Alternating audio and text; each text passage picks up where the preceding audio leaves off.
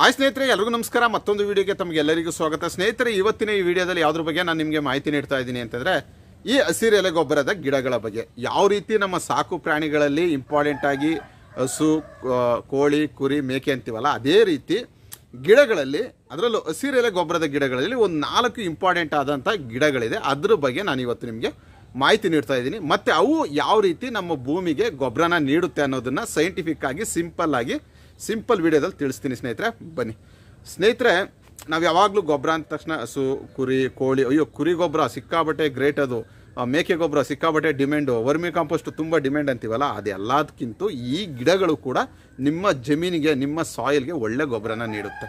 So ಫಸ್ಟ್ನೇದಾಗಿ ಈ gliricidia ಬಗ್ಗೆ ಬರೋಣ. ನಾನು ಆಲ್ರೆಡಿ ಗ್ಲಿರಿಸಿಡಿಯಾ ಬಗ್ಗೆ ಒಂದು ವಿಡಿಯೋ ಮಾಡಿದ್ದೀನಿ. ತುಂಬ ಜನ ಆ ಗ್ಲಿರಿಸಿಡಿಯಾ ವಿಡಿಯೋ ನೋಡಿ ನನ್ನ ಹತ್ರ ಗ್ಲಿರಿಸಿಡಿಯಾ ಸೀಡ್ಸ್ನ ಬೈ ಮಾಡಿದರೆ, ಆ ವಿಡಿಯೋದು ಇಲ್ಲೇ ತೋರಿಸ್ತಾ ಇದ್ದೀನಿ ನೋಡಿ, ನನ್ನ ಚಾನಲಲ್ಲಿ ಸರ್ಚ್ ಮಾಡಿ. ಸೊ ಗ್ಲಿರಿಸಿಡಿಯಾ ಬಗ್ಗೆನೇ ಕಂಪ್ಲೀಟಾಗಿ NPK ಪ್ಲಾಂಟ್ ಅಂದ್ಬಿಟ್ಟು ಒಂದು ವಿಡಿಯೋ ಮಾಡಿದ್ದೀನಿ. ಆ ವಿಡಿಯೋ ನೋಡಿದ್ರೆ ಸೊ ನಿಮಗೆ ಈ ಗಿಡದ ಬಗ್ಗೆ ಸಂಪೂರ್ಣ ಮಾಹಿತಿ ಇದೆ. ಸೊ ಯಾವ ರೀತಿ ಅಂತಂದರೆ, ಈ ಕೃಷಿಲಿ ಈ ರೀತಿ ವೀಡಿಯೋಸ್ ಮಾಡೋದ್ರಿಂದ ತುಂಬ ಜನ ಒಂದು ಆರ್ಗ್ಯಾನಿಕ್ ಫಾರ್ಮಿಂಗು, ಈ ಸಾಯಿಲ್ಗೆ ಈ ರೀತಿಯ ಪ್ಲ್ಯಾಂಟ್ಗಳನ್ನ ಸೇರಿಸೋದು, ಇದೆಲ್ಲ ಮಾಡ್ತಾ ಇದ್ದೀರಲ್ಲ, ಅದೇ ನನಗೆ ತುಂಬ ಖುಷಿಯಾಗುವಂಥದ್ದು. ಸೊ ಗ್ಲಿರಿಸಿಡಿಯಾ ಬಗ್ಗೆ ತುಂಬ ಮಾಹಿತಿ ನೀಡಿದ್ದೀನಿ ಆ ವಿಡಿಯೋದಲ್ಲಿ. ಸೊ ನೀವು ಅದನ್ನು ನೋಡ್ಬೋದು. ಸೊ ಫಸ್ಟ್ನೇದಾಗಿ ನಾನು ತಿಳಿಸುವಂಥದ್ದು ಗ್ಲಿರಿಸಿಡಿಯಾ. ನೀವು ಯಾರೇ ತೆಂಗಿನ ತೋಟ, ಮಾವಿನ ತೋಟ, ಅಡಿಕೆ ತೋಟ ಏನೇ ಮಾಡಿ, ಹಣ್ಣಿನ ತೋಟ ಏನೇ ಮಾಡಿದ್ರಿ, ನಾನು ಹಿಂದಿನ ವಿಡಿಯೋಗಳಲ್ಲಿ ತಿಳಿಸಿದ್ದೀನಿ. ಕೋಳಿ ಸಾಕಿದ್ರೆ ಒಂದು 4 ವ್ಯಾಕ್ಸಿನೇಷನ್ ಬಗ್ಗೆ ನಿಮ್ಮ ಮೈಂಡಲ್ಲಿ ಇರಬೇಕು, 4 ಔಷಧಿಗಳ ಬಗ್ಗೆ ಮೈಂಡಲ್ಲಿ ಇರಬೇಕು. ಕುರಿ ಸಾಕಿದ್ರೆ ಒಂದು 4 ಔಷಧಿಗಳ ಬಗ್ಗೆ ನೀವು ಯಾವಾಗಲೂ ಮೈಂಡಲ್ಲಿ ಇಟ್ಕೊಂಡಿರಬೇಕು. ವ್ಯಾಕ್ಸಿನೇಷನ್ ಒಂದು 4 ಥರ ವ್ಯಾಕ್ಸಿನೇಷನ್ ಮಾಡ್ಬೇಕಂತೀನಲ್ಲ, ಅದೇ ರೀತಿ ನೀವು ಯಾವುದೇ ತೋಟ ಮಾಡಿದ್ರು ಕೂಡ ಈ ಗ್ಲಿರಿಸಿಡಿಯಾ, ಅಗಸೆ, ಚಂಬೆ ಅಂತಾರೆ, ಚೊಗಚೆ ಅಂತಾರೆ, ದಯಾಂಚ ಅಂತಾರೆ, ಈ ಪ್ಲ್ಯಾಂಟು ಮತ್ತು ಸೆಣಬು, ಈ 4 ಗ್ಲಿರಿಸಿಡಿಯಾ, ಅಗಸೆ, ದಯಾಂಚ, ಸೆಣಬು, ಈ 4 ಪ್ಲ್ಯಾಂಟ್ಗಳ ಬಗ್ಗೆ ನೀವು ಕೃಷಿ ಮಾಡೋರು ಮೈಂಡಲ್ಲಿ ಯಾವಾಗಲೂ ಜ್ಞಾಪಕ ಇಟ್ಕೊಂಡಿರಬೇಕು. ಸೊ ಗ್ಲಿರಿಸಿಡಿಯಾ ಅನ್ನುವಂಥದ್ದು ತುಂಬ ಇಂಪಾರ್ಟೆಂಟ್ ಪ್ಲ್ಯಾಂಟ್ ಇದು ಯಾವಾಗಲೂ ಮೈಂಡ್ ಸೆಟ್ಟಲ್ಲಿ ಇಟ್ಟಿರಿ. ಗೊಬ್ಬರದ ಗಿಡ ಅಂತಲೇ ಇದರ ಹೆಸರು ಕನ್ನಡದಲ್ಲಿ. ಸೊ ಇದನ್ನು ಸುಮ್ಮನೆ ನೆಲಕ್ಕೆ ಹಾಕಿದ್ರೆ ಗೊಬ್ಬರ ಆಗಿ ಅದು ಕನ್ವರ್ಟ್ ಆಗಿ ಗಿಡಗಳು ಚೆನ್ನಾಗಿ ಬೆಳೆಯುತ್ತೆ.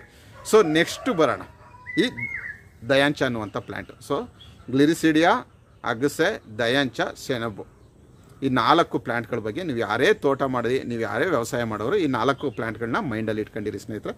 ಸರಿ, ಈಗ ತುಂಬ ಥರದ ಪ್ಲ್ಯಾಂಟ್ಸ್ ಇದೆ. ಸೊ ಭೂಮಿಗೆ ಮೀನ್ಸ್ ನಮ್ಮ ಒಂದು ಜಮೀನಿನ ಮಣ್ಣಿಗೆ ಫರ್ಟಿಲಿಟಿ ಏನು, ಅದರ ಗೊಬ್ಬರ, ಅದರ ಪೌಷ್ಟಿಕಾಂಶನ ಹೆಚ್ಚು ಮಾಡುವಂಥದ್ದು ತುಂಬ ರೀತಿಯ ಲಿಗ್ಯುಮಿನೇಸಿ ಪ್ಲ್ಯಾಂಟ್ಗಳಿದೆ. ನಾವು ಎಲ್ಲದನ್ನೂ ಮೈಂಡಲ್ಲಿ ಇಟ್ಕೊಳ್ಳೋದು ಬೇಡ, ಇವು 4 ಇಟ್ಕೊಳ್ಳೋಣ. ನೆಕ್ಸ್ಟು ದಯಾಂಚಾಗಿ ಬರೋಣ. ಸೊ ದಯಾಂಚ ಅನ್ನೋದನ್ನ ನಮ್ಮ ಕಡೆ ಚಂಬೆ ಅಂತಾರೆ, ಚೊಗಚೆ ಅಂತ ಕರೀತಾರೆ. ಸೊ ಇಲ್ಲಿ ನೀವು ಒಂದು ಸಿಂಪಲ್ ಕಾನ್ಸೆಪ್ಟ್ ಅಗ್ರಿಕಲ್ಚರಲ್ಲಿ, ತುಂಬ ಜನ ಸರ್ ಏನು ಸರ್ ನೀವು MSc ಮಾಡಿ ಕೋಳಿ ಸಾಕ್ತಾಯಿದ್ದೀರಾ, ಮೇಕೆ ಸಾಕ್ತಾಯಿದ್ದೀರಾ, ಅದೇನೇನೋ ಗಿಡಗಳು, ಮೇವುಗಳಂತೀರಾ, ಸೀಡ್ಸ್ ಅಂತೀರಾ, ಏನು ನಿಮ್ಮ ಕತೆ ಅಂತ ಒಂದಷ್ಟು ಜನ ಮೈಂಡಲ್ಲಿ ತಿಳ್ಕೊಂಡಿರ್ತಾರೆ. ಬಟ್ ನನ್ನ ವೀಡಿಯೋಸ್ನೆಲ್ಲ ನೋಡೋರಿಗೆ ಒಂದು ಗೊತ್ತಾಗ್ತಿರುತ್ತೆ, ನನ್ನ ಮುಂದಿನ ಹೆಜ್ಜೆ ಎಲ್ಲೆಲ್ಲಿಗೂ ಹೋಗ್ತಾ ಇದೆ ಏನು ಅಂತ ಗೊತ್ತಾಗುತ್ತೆ. ನೀನು ನಮ್ಮ ವೀಡಿಯೋಸ್ನ ಬರೀ ನೀವು ವೀಡಿಯೋ ಫುಲ್ಲಾಗಿ ನೋಡುವಂಥದ್ದು ಬೇಡ, ನನ್ನ ಒಂದು ವೀಡಿಯೋನ ಈ ತಮ್ನೇಲ್ಗಳು ನೋಡ್ಕೊಬನ್ನಿ. ಯಾವ್ಯಾವ ರೀತಿ ವೀಡಿಯೋಸ್ನ ಮಾಡ್ತಾಯಿದ್ದೀನಿ, ಮುಂದಕ್ಕೆ ಯಾವ್ಯಾವ ರೀತಿ ವೀಡಿಯೋ ಮಾಡ್ಕೊಂಡು ಹೋಗ್ತಾ ಇದ್ದೀನಿ, ಅದೆಲ್ಲಿ ಹೋಗಿ ಮುಟ್ಟುತ್ತೆ ಅನ್ನುವಂಥದ್ದು ನಿಮ್ಗೆ ಗೊತ್ತಾಗುತ್ತೆ.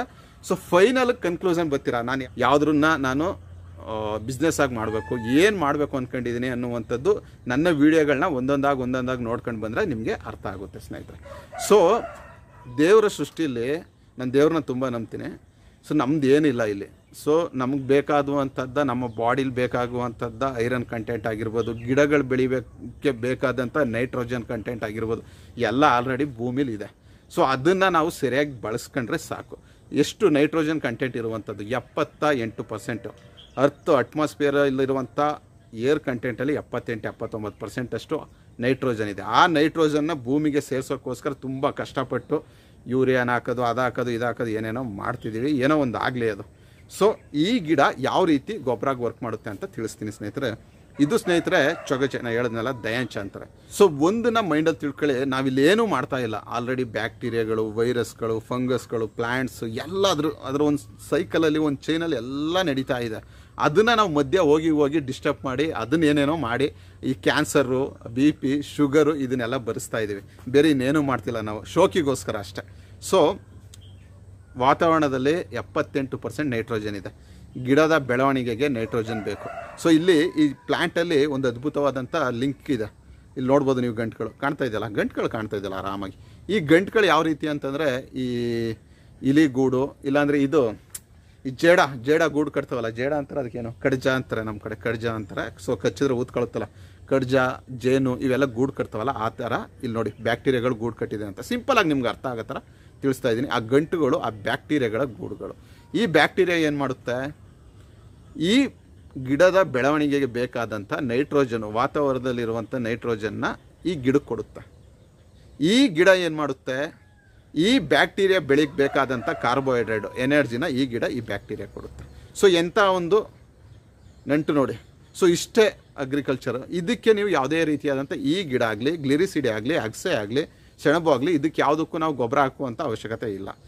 ಅದಕ್ಕೆ ಯಾರು ಗೊಬ್ಬರ ಹಾಕ್ತಿದ್ದಾರೆ, ಬ್ಯಾಕ್ಟೀರಿಯಾಗಳು ಆಲ್ರೆಡಿ ಈ ಗಂಟುಗಳು ಕಾಣ್ತಾ ಇದೆಯಲ್ಲ, ಬ್ಯಾಕ್ಟೀರಿಯಾಗಳೆಲ್ಲ ಏನು ಮಾಡ್ತಿದೆ, ಗೊಬ್ಬರ ಆಗ್ತಾಯಿದೆ. ನೈಟ್ರೋಜನ್ ಪ್ರಪಂಚದ ಸೃಷ್ಟಿಯಲ್ಲಿ, ಪರಿಸರದಲ್ಲಿ ಎಲ್ಲ ಫಿಕ್ಸ್ ಆಗಿದೆ, ಅದನ್ನು ನಾವು ಡಿಸ್ಟರ್ಬ್ ಮಾಡ್ತಾಯಿದ್ದೀವಿ ಅಂತ ನಾನು ಆಲ್ರೆಡಿ ನಿಮ್ಗೆ ಹೇಳಿದ್ದೀನಿ. ಸೊ ಈ ಗಂಟುಗಳ ಮುಖಾಂತರ ಇಲ್ಲಿರುವ ಬ್ಯಾಕ್ಟೀರಿಯಾಗಳು ವಾತಾವರಣದಲ್ಲಿ 78% ನೈಟ್ರೋಜನ್ ಇದೆ, ಅದನ್ನು ಅಬ್ಸರ್ವ್ ಮಾಡಿ ಗಿಡಗಳಿಗೆ ಕೊಡ್ತಾ ಇದೆ. ಈ ಗಿಡ ಇದಕ್ಕೆ ಎನರ್ಜಿ ಕೊಡ್ತಾ ಇದೆ. ಸೊ ಇಷ್ಟು ಒಂದು ಕಾನ್ಸೆಪ್ಟು. ಅದಕ್ಕೋಸ್ಕರ ಈ ಗಿಡನ ಅತಿಯಾಗಿ ನಮ್ಮ ತೋಟಗಳಲ್ಲಿ ಬೆಳಿಬೇಕು. ಸರಿ ಸರ್, ಈ ಬ್ಯಾಕ್ಟೀರಿಯಾಗಳು ಈ ಗಿಡಕ್ಕೆ ನೈಟ್ರೋಜನ್ ಕೊಡ್ತಾ ಇದೆ, ಈ ಗಿಡ ಈ ಬ್ಯಾಕ್ಟೀರಿಯಾಗಳಿಗೆ ಫುಡ್ನ, ಕಾರ್ಬೋಹೈಡ್ರೇಟು, ಎನರ್ಜಿನ ಕೊಡ್ತಾ ಇದೆ.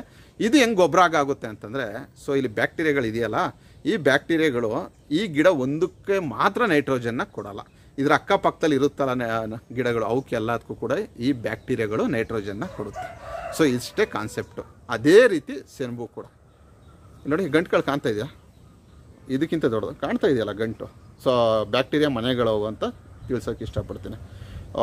SLC PUCಲೆಲ್ಲ ನನಗೆ ನೈಟ್ರೋಜನ್ ಸೈಕಲ್ಲು, ಈ ರೈಸೋಬಿಯಮ್, ಇದನ್ನು ರೈಸೋಬಿಯಮ್ ಅಂತ ಬ್ಯಾಕ್ಟೀರಿಯಾ ಇವೆಲ್ಲ ಇದ್ದಾಗ ನನ್ನ ಮಕ್ಕಳು ಏನೋ ತಲೆ ತಿಂತಾರಲ್ಲಪ್ಪ ಅಂತ ಗೊತ್ತಾಗ್ತಾ ಇರಲಿಲ್ಲ. ಬಟ್ ಈ ಫೀಲ್ಡಿಗೆ ಬಂದಮೇಲೆ ತುಂಬ ಇಷ್ಟ ರೀ ನನಗೆ ಅಗ್ರಿಕಲ್ಚರು, ಈ ಕಾನ್ಸೆಪ್ಟು ಇದೆಲ್ಲ ತಿಳಿತಾ ತುಂಬಾ ಎಜುಕೇಷನ್ ಮಾಡಿದ್ದು ಸಾರ್ಥಕ ಅನಿಸ್ಬಿಡುತ್ತೆ. ಸೊ ಕನ್ಸ್ಟ್ರಕ್ಷನ್ನು ಅದೇ ಒಂಥರ ಫೀಲ್ಡು, ಇದು ಲೈಫು.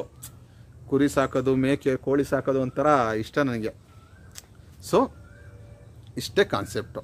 ಇವು ಯಾವ ರೀತಿ ಗೊಬ್ಬರಗೆ ಆ್ಯಕ್ಟ್ ಮಾಡುತ್ತೆ ಅಂತಂದರೆ, ಈ ರೈಸೋಬಿಯಮು ನೈಟ್ರೋಜನ್ನ ಫಿಕ್ಸ್ ಮಾಡ್ತಾ ಅಕ್ಕಪಕ್ಕ ಇರುವಂಥ ಗಿಡಗಳಿಗೂ ಕೂಡ, ಈ ಗಿಡ ಒಂದೇ ಆ ನೈಟ್ರೋಜನ್ನ ತಿನ್ನಲ್ಲ. ಈ ರೈಸೋಬಿಯಮ್, ಈ ಗಂಟುಗಳು ಏನಿದೆಯಲ್ಲ, ಈ ಗಂಟುಗಳು ಏನಿದೆಯಲ್ಲ, ಇಲ್ಲಿ ರೈಸೋಬಿಯಮ್ ಇರುವಂಥದ್ದು ಬ್ಯಾಕ್ಟೀರಿಯಾಗಳು ಅಟ್ಮಾಸ್ಫಿಯರಿಕ್ ನೈಟ್ರೋಜನ್ನ ಭೂಮಿಗೆ ಸೇರಿಸುತ್ತೆ. ಫಸ್ಟು ಅದನ್ನು ಈ ಗಿಡ ಯೂಸ್ ಮಾಡ್ಕೊಳ್ಳುತ್ತೆ. ಎಕ್ಸಸ್ ಅಕ್ಕಪಕ್ಕ ಇರುವಂಥ ಗಿಡಗಳೆಲ್ಲ ಬೆಳೀತಾ ಹೋಗುತ್ತೆ. ಅದಷ್ಟೇ ಅಲ್ಲ, ಈ ಗಿಡ ಬೆಳೀತು, ಸೊ ಬಲ್ತೋಯ್ತು, ಕಟ್ಟು ಆಯಿತು, ಮೀನ್ಸ್ ಅದಕ್ಕೊಂದು ಏಜ್ ಇದ್ದೇ ಇರುತ್ತಲ್ಲ. ನಿಮಗೆ ಅಗಸೆ ಮತ್ತು ಯಾವುದು ಗ್ಲಿರಿಸಿಡಿ ಅನ್ನುವಂಥದ್ದು ಲೈಫ್ ಲಾಂಗ್ ಬರುತ್ತೆ. ಅವು ಮರದ ಜಾತಿದದು. ನನ್ನ ಹತ್ರ ಒಂದು 7-8 ವರ್ಷದ ಅಗಸೆ ಮರ ಇದೆ. ಸೊ ಗ್ಲಿರಿಸಿಡಿ ಅನ್ನುವಂಥದ್ದು 6 years, 7 years, 8 years ಬರುವಂಥದ್ದು ಯಾವುದು ಗ್ಲಿರಿಸಿಡಿಯಾ ಮತ್ತು ಅಗಸೆ ಅನ್ನುವಂಥದ್ದು. ಇವು yearly crops. So 1 year 2 year ಎಲ್ಲ ಮುಗಿಯುತ್ತೆ. ನಾವು ಇವನ್ನ ಫೀಡಾಗಿ ಇಂಪಾರ್ಟೆಂಟಾಗಿ ಯೂಸ್ ಮಾಡ್ತೀವಿ. ಏನಕ್ಕೆ ಅಂತಂದರೆ, ನೈಟ್ರೋಜನ್ ಇದಕ್ಕೆ ಒಳ್ಳೆ ಚೆನ್ನಾಗಿ ಸಿಗ್ತೈತೆ ಅಂತಂದರೆ ಅಲ್ಲಿ ಪ್ರೋಟೀನ್ ಇರುತ್ತೆ. ಇದು ಒಂದಕ್ಕೊಂದು ಲಿಂಕ್ ಇದು. ಇದನ್ನು ಹೆಂಗೆ ಎಕ್ಸ್ಪ್ಲೇನ್ ಮಾಡೋದು ಅಂತಂದರೆ, ನಮ್ಮ ಜನನ ಅವರು ಬಿಡಲ್ಲ, ಇವನ್ನೆಲ್ಲ ತಿಳ್ಕೊಳ್ಳೋಕ್ಕೆ ರೈತರಿಗೆ ಅವೆಲ್ಲ ಬಿಡಲ್ಲ. ಸೊ ತುಂಬ ಜನ ಎಜುಕೇಷನ್ ಮಾಡೋದು ಏನೋ ಅಂತಂದರೆ, ಎಜುಕೇಷನ್ ಮಾಡಿದ್ರೆ ಎಲ್ಲೋ ಹೋಗಿ ಕೆಲಸ ಸೇರ್ಕೋಬೇಕು ಅನ್ನುವಂಥದ್ದೇ ಮೈಂಡ್ ಸೆಟ್ಟಲ್ಲಿ ಇದೆ ಅನ್ನುವಂಥದ್ದು. ಎಜುಕೇಷನ್ ಮಾಡಿಲ್ಲ ಅಂದಿದ್ರೆ ನನಗೆ ಇವೆಲ್ಲ ಹೆಂಗೆ ಗೊತ್ತಾಗ್ತಾ ಇತ್ತು. ಸೊ ಯಾವಾಗ ಈ ಬೆಸಿಲಸ್, ಇದು ರೈಸೋಬಿಯಂ ಬ್ಯಾಕ್ಟೀರಿಯಾಗಳಿದೆಯಲ್ಲ, ವಾತಾವರಣದಲ್ಲಿರುವಂಥ ನೈಟ್ರೋಜನ್ನ ಈ ಗಿಡಕ್ಕೆ ಕೊಡುತ್ತಲ್ಲ, ತುಂಬ ಫಲವತ್ತಾಗಿ ಬೆಳೆಯುತ್ತೆ. ಸೊ ಇದನ್ನು ಕಟ್ ಮಾಡಿ ನಮ್ಮ ಪ್ರಾಣಿಗಳಿಗೆ, ನಮ್ಮ ಸಾಕು ಪ್ರಾಣಿಗಳು ಕೊಟ್ಟಾಗ ಅವುಗಳಿಗೆ ಪ್ರೋಟೀನ್ ಅತಿ ಹೆಚ್ಚಾಗಿ ಸಿಗುತ್ತೆ. ನೋಡಿ ಎಲ್ಲಿಂದ ಎಲ್ಲಿಗೆ ಲಿಂಕ್ ಬಂತು. ಸೊ ಅಗಸೆ ಮತ್ತು ಗ್ಲಿರಿಸಿಡಿಯಾ ಅವು ಲೈಫ್ ಲಾಂಗು, ಒಂದು 6 years, 7, 10 years ಇರುವಂಥದ್ದು. ಇವು 1 year 2 year ಇವೆಲ್ಲ ಮಲ್ಟಿ ಕಟಿಂಗ್ ಕ್ರಾಪ್ಸೆ. ಸೊ ಇದನ್ನೆಲ್ಲ ನಾನು ಬೆಳೆದಿದ್ದೀನಿ. ಸೊ ನಮ್ಮ ಫಾರ್ಮಿಗೆ ಬಂದಾಗ ಬೇಕಾದ್ರೆ ತೋರಿಸೋಣ, ಏನು ಪ್ರಾಬ್ಲಮ್ ಇಲ್ಲ. ಸೊ ಇಷ್ಟೇ ಕಾನ್ಸೆಪ್ಟು ಸ್ನೇಹಿತರೆ, ಚಕ್ರ. ಮತ್ತು ಇದನ್ನು ಇನ್ನೇನು ಈ ಥರ ಫ್ಲವರ್ ಬಂತು ಸ್ವಲ್ಪ ಬಲಿತೈತೆ ಅಂದಾಗ ಈ ರೋಟಿವೇಟ್ರ್ ಇದೆಯಲ್ಲ, ಅದನ್ನು ಸೇರಿಸಿ ಇದನ್ನೆಲ್ಲ ಮಣ್ಣಿಗೆ ಸೇರಿಸಿದ್ರೆ ಎಗೇನಿಲ್ಲಿ ಏನಾಗಿರುತ್ತೆ, ನೈಟ್ರೋಜನ್ನು, ಪ್ರೋಟೀನ್ ಕಂಟೆಂಟು ಎಲ್ಲ, ಇದು ಬ್ಯಾಕ್ಟೀರಿಯಾ ಇದೆಯಲ್ಲ, ಇದೆಲ್ಲ ಗಿಡದಲ್ಲೆಲ್ಲ ಇರುತ್ತೆ, ಪ್ರೋಟೀನು, ನೈಟ್ರೋಜನ್ ಕಂಟೆಂಟ್ಗಳು ಇವೆಲ್ಲ. ಸೊ ನೆಲಕ್ಕೆ ಸೇರಿಸಿದಾಗ ಆಟೋಮೆಟಿಕ್ಕಾಗಿ ಯೂರಿಯಾ ನೆಲಕ್ಕೆ ಬಂದಂಗೆ ಆಯಿತು. ಸೊ ತುಂಬಾ ಸಿಂಪಲ್ಲು, ತುಂಬಾ. ಬಟ್ ಅದು ಹೆಂಗಾಗುತ್ತೆ ಅಲ್ಲಿ ಪ್ರೋಸೆಸ್ಸು, ಅದೇನು ರೈಸೋಬಿಯಮ್ ಏನು ಮಾಡ್ತೈತೆ ಅಲ್ಲಿ ಕುತ್ಕೊಂಡು, ಜೀನ್ಲೇನು ಅಲ್ಲಿ ಪ್ರೋಟೀನ್ದೇನು ಅನ್ನುವಂಥದ್ದು ನಾವು ಸ್ಟಡಿ ಮಾಡುವಂಥದ್ದು. ಸೊ ಅದನ್ನೆಲ್ಲ ನೀವು ತಲೆ ಕೆಡಿಸ್ಕೊಳಕ್ಕೆ ಹೋಗಬೇಡಿ. ಅದಕ್ಕೆ ಎಷ್ಟು ಪ್ರಮಾಣದ ಒಂದು ಗೊಬ್ಬರ ಬೇಕು ಅದನ್ನು ಇದು ಆ ಬ್ಯಾಕ್ಟೀರಿಯಾಗಳ ಮುಖಾಂತರ ಎಳ್ಕೊಳ್ತಾ ಇರುತ್ತೆ. ಬಟ್ ನಾವು ಅದಕ್ಕೆ ಒಂದೇ ಸರಿ ಯೂರಿಯಾ ಮತ್ತು ಪೊಟ್ಯಾಶು ಕಾಂಪ್ಲೆಕ್ಸು ಅವು ಇವು ಹಾಕಿ ಅವುಗಳನ್ನ ಸಾಯಿಸ್ಬಿಡೋದೆ ಈ ಕೆಮಿಕಲ್ ಫರ್ಟಿಲೈಸರು. ಸೊ ಸ್ನೇಹಿತರೆ, ಸಿಂಪಲಾಗಿ ನಿಮ್ಗೆ ಅರ್ಥ ಆಯಿತು ಅಂತ ತಿಳ್ಕೊಂಡಿದ್ದೀನಿ. ಸೊ ನೀವು ಯಾರೇ ಕೃಷಿ ಮಾಡಿದ್ರು ಕೂಡ ಈ ಒಂದು 4 ಗಿಡ ನಿಜವಾಗ್ಲೂ ಹೇಳ್ತೀನಿ ಕೇಳಿ. ನಾನು ಈ ಫೀಲ್ಡಿಗೆ ಬರೋ ಗಂಟ ನನಗೆ ಇದ್ರ ಬಗ್ಗೆ ಎಲ್ಲ ಐಡಿಯಾನೇ ಇರಲಿಲ್ಲ. ಸೊ ತಿಳಿತಾ ಇವೆಲ್ಲ ಮಾಡ್ತಾಯಿದ್ದೀನಿ. ಆಮೇಲೆ ಗೊತ್ತಾಗುತ್ತೆ ಮುಂದೆ ಹೋಗ್ತಾ ವೀಡಿಯೋಸ್ ಮಾಡ್ತಾ ಇದನ್ನು ನೆಕ್ಸ್ಟ್ ಲೆವೆಲ್ಗೆ ಹಂಗೆ ತಗೊಂಡು ಹೋಗ್ತಾ ಇರ್ತೀನಿ. ಸೊ ಸಾಕು, ನನಗೊಂದು ಸ್ಯಾಟಿಸ್ಫ್ಯಾಕ್ಷನ್ ಏನಂತಂದರೆ ತುಂಬ ಜನ ಈ ಗ್ಲಿರಿಸಿಡಿಯಾ ಬೆಳೆಸ್ತಾ ಇದ್ದಾರೆ, ಆಕ್ಸೆ ಬೆಳೆಸ್ತಾ ಇದ್ದಾರೆ. ಸೊ ಒಳ್ಳೆ ಸ್ಯಾಟಿಸ್ಫ್ಯಾಕ್ಷನು, ಒಳ್ಳೆ ಕೆಲಸ ಮಾಡಿದ್ರೆ ಸಂಪಾದನೆಯೂ ಆಗುತ್ತೆ, ನನಗೂ ಒಳ್ಳೆ ಸಂಪಾದನೆ ಆಗ್ತೈತೆ. ಸೊ ಮುಂದಿನ ವೀಡಿಯೋದಲ್ಲಿ ಇದೇ ರೀತಿ ಇನ್ನೊಂದಷ್ಟು ಯಾವುದಿದೆ ಬಳ್ಳಿ ಒಂದು ಎಪಿಸೋಡ್ ಮಾಡೋಣ. ಮೀನ್ಸ್ ಬಳ್ಳಿ ಗೊಬ್ಬರದ ಗಿಡಗಳ ಬಗ್ಗೆ ಒಂದು ಇದು ಮಾಡೋಣ. ನೀವೇನು ಸುಮ್ಮನೆ ಅದು ಯಾವುದೋ ನಾನು ನೋಡ್ತೀನಿ ಟೈಮ್ ಪಾಸ್ಗೆ, ಅದು ಯಾವುದೋ ಮೋಟೋ ವ್ಲಾಗು ಅವು ಇವು ಇದೆಯಲ್ಲ, ಅವೇನು ಜೀವನಕ್ಕೆ ಯೂಸ್ ಆಗಲ್ಲ, ಅವೆಲ್ಲ ಶೋಕಿ. ಒಬ್ಬ ವ್ಯಕ್ತಿ ಶೋಕಿಗೋಸ್ಕರ ಅದೇನೋ ಒಂದು ಬೆಟ್ಟ ಕಾಡು, ಅದು ಯಾವುದೋ ಹೈದ್ರಾಬಾದಲ್ಲಿ ನೋಡಿದೆ ನಾವು, ಅವ್ನು ಶೋಕಿಗೋಸ್ಕರ 400 ಎಕರೆ ಅದೇನೋ ಕಾಡನ್ನು ನಾಶ ಮಾಡೋಕ್ಕೆ ಹೋಗಿದ್ರಲ್ಲ, ಆ ರೀತಿ ಅವೆಲ್ಲ ಶೋಕಿಗಳು. ಮೋಟೋ ವ್ಲಾಗು ಅವು ಇವೆಲ್ಲ ಅವೆಲ್ಲ ಜೀವನದಲ್ಲಿ ಒಂದು ಅಷ್ಟಿರಬೇಕು. ಸೊ ಅದೇ ಜೀವನ ಅಲ್ಲ ಸ್ನೇಹಿತರೆ. ಸೊ ಮುಂದಿನ ವೀಡಿಯೋದಲ್ಲಿ ಇದೇ ರೀತಿ ನಮ್ಮ ಪರಿಸರಕ್ಕೆ ಹೆಲ್ಪ್ ಆಗುವಂತಹ, ನಮ್ಮ ರೈತರಿಗೆ ಹೆಲ್ಪ್ ಆಗುವಂಥ ಒಂದಷ್ಟು ಮಾಹಿತಿನ ನಾನು ನಿಮಗೆ ಕೊಡ್ತೀನಿ ಸ್ನೇಹಿತರೆ. ಅಲ್ಲಿವರೆಗೂ ಥ್ಯಾಂಕ್ ಯು, ಬಾಯ್.